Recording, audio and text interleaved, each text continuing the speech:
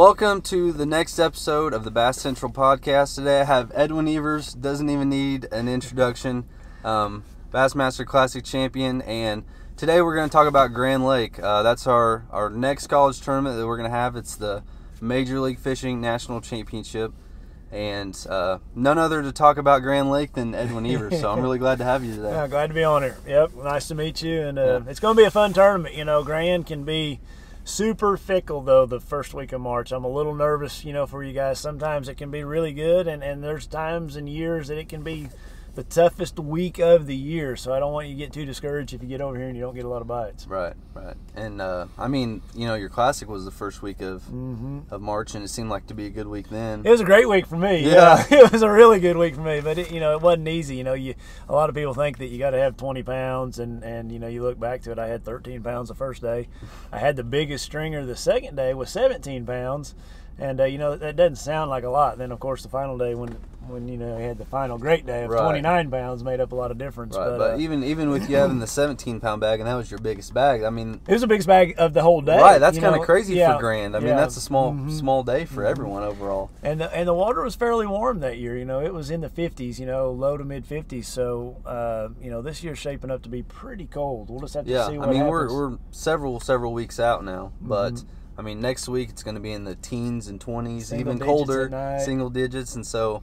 And the water temp is 43, 44, so it's probably going to cool down a couple more degrees before we get any warmer weather. Yeah. So, I mean, we might get that warmer weather, but, you can't really count on it this time of year. If you go back to, like, 2012, one of the biggest snow events that we ever had was the first week of March. I mean, we had, like, 52 inches in a 12-day span. So that's crazy. It's just anything can happen. I mean, you just don't ever know. Right. I mean, when you combine – the water today, we're sitting here at Grand, actually, and – the water's not real clean. I think down by the dam it's probably a lot cleaner, but overall, if it's muddy, and do you think it'll stay muddy until the first week of March? I mean, how fast can that color change happen throughout the lake? That's what could make the tournament tough, because if the whole lake gets muddy, then there's only a few areas that have clean water, and then that puts all those boats in those areas. So you just have to watch the weather, watch how much rainfall we get, monitor the Spring River, the Elk River, and the Neosho River coming in, and just see how much those things are flowing. If they're flowing and going good,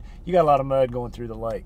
So then it's going to really condense the lake. But with that said, generally 2 weeks after that event, things will start clearing up. Right. It'll start sucking out cleaner water out of all those rivers, and things will start cleaning up. Yeah, man, that's it's a long ways out to kind of try to predict what's going to happen. It's hard. Yeah. You could have a really, really tough week or a really great week, but that's a lot of factors to consider. But what do you think over the past 5 years? That first, we can talk about like what you think the weight might be over the past 5 years.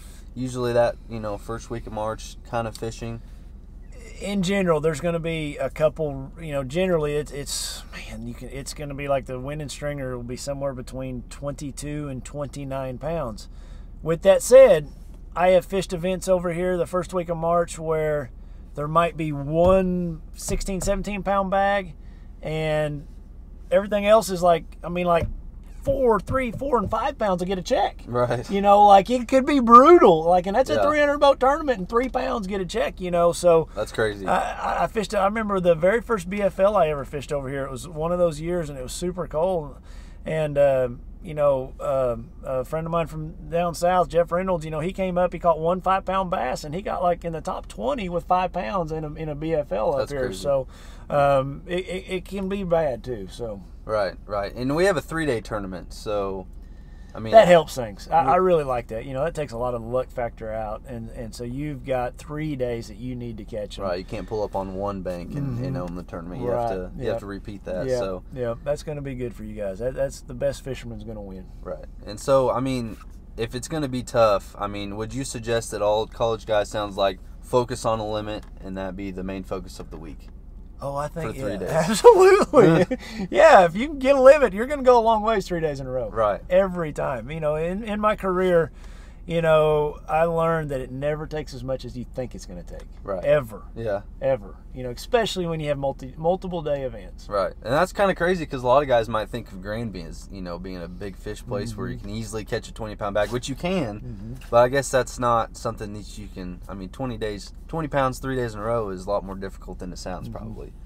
Yeah, you take, for example, like right now, they just had that big tournament down at Rayburn, 3-day event, and the Monday gentleman, you know, he blew the tournament out with big sacks. But, you know, you go to the second place guy and the third place guy or the fifth place guy, they basically had 15 to 17 pounds a day, right? If that much, on Rayburn, which has 13-pounders. Right. Lots of them. That's what I noticed last year, too, with the tournaments they're having, especially the BFL that took 40 pounds. And then you look at 10th place, and they had like 13, 14 pounds. Just go catch them. Yeah. You know, there's a big part of consistency to win 3-day events, you know, or to win Angler of the Years. You know, you got to catch what you can catch. You know, it's just one of those things that a lot of us professional fishermen go catch what you feel like you can catch and just see where you end up. It'll be a lot better generally than you think it will. Right, right.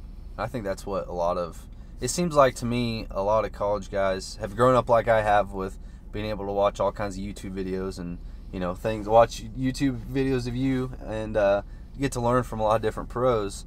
And so I think that college guys as a whole are really versatile and, you know, can do a lot of different things. And so some tournaments surprise me of how good guys catch them.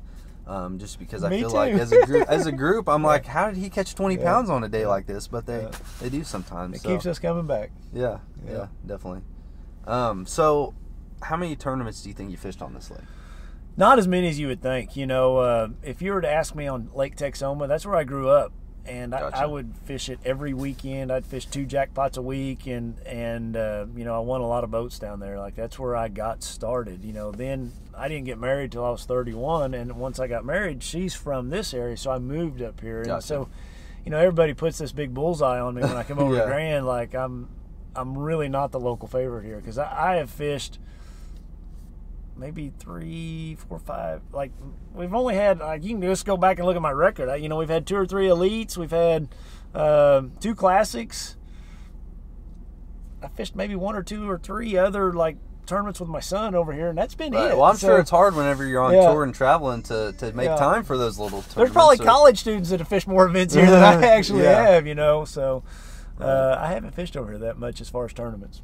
Right. So that makes sense more because whenever you watch, I'm sure which a lot of college guys have leading up to this tournament we have, but watching the Classic and day one mainly when they're talking about local favorites, and they always talk about Christie more so than anybody else, and I think a lot of people are like, why are they not talking about Edwin right now because he's there, but you know, and I guess that would make sense if you haven't grown up here and haven't had that extra time. Yeah, man, he's won a lot of BFLs here. You know, he's fished here a lot and done really, really well here. So right, that makes sense. So if the lake is clear, so say for the guys watching again, for the college guys watching the 2013 Classic, where it looked like the lake overall was a lot cleaner. It looked like it was a cleaner year. Actually, that year, the one that I won, the whole main... No, this 13, the one before the 13, that. Yeah, Cliff Base. Okay, yeah, absolutely. What to take from that one when you're watching it, zebra mussels had just infested the lake. And so the water was a lot cleaner. You know, it was just a really clean lake that year. And it was just a different lake because the zebra mussels just got going through the lake. And so it kind of really had changed the lake quite a bit. And the lake was clean and clear that year. We had a big snowstorm in practice. It snowed big time in practice, what I remember about it. But the water was pretty cold. What I remember about that year, the water, I think, was in the upper 40s, you know, mid to upper 40s. I don't think we had much 50-degree water temperature in that event. But with that said, you know, that we can't throw the Alabama rig, and everything was basically caught on a jig or a jerkbait. Right. So that zebra mussels, It's kind of like they've kind of gone away. Their cycle has passed. Really? You know, it's just, I've seen it in a lot of lakes. You know, we had them over there. The lake I live by, Oologah Lake, it got zebra mussels in. It got really clear, and we don't have them anymore over there. It's like they have a cycle and they go away. I don't know what. It's kind of weird how that happens. Yeah.